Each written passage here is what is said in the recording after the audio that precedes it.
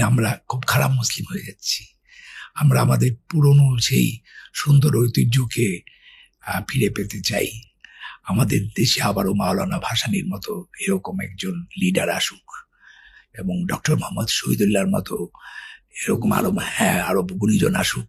কাউকে কখনো তুচ্ছ করা উচিত না। কার মধ্যে আল্লাহর প্রতিনিধিত্ব আছে? আল্লাহর প্রতিনিধিত্ব সবার মধ্যে আছে। ওই খেটে খাওয়া সাধারণ মানুষটি যাকে আমি ঘৃণা করছি, যার উপরে আমার এত বাজে দৃষ্টি, তার উপরেই আল্লাহ মহাকল্যাণ রেখেছে। কাজী মানুষের প্রতি বিশ্বাস হারানো যাবে না। মানুষের প্রতি বিশ্বাস হারানোটাও খারাপ। আল্লাহর একটা কোরআনে আয়াত দিয়ে আমি শেষ করতে চাই। আল্লাহ একটা জায়গায় বলছেন, আউযুবিল্লাহি মিনাশ শাইতানির রাজিম, বিসমিল্লাহির রহমানির রহিম, পৃথিবীতে বা ব্যক্তিগতভাবে তোমাদের যে বিপদ আপদ ঘটে তার লেখার পূর্বেই তা লেখা হয়। এই জন্য যে তোমরা যা হারিয়েছ তার জন্য বিমর্ষ না হও, আর যা তিনি দিয়েছেন তার জন্য খুশিতে উল্লসিত না হও।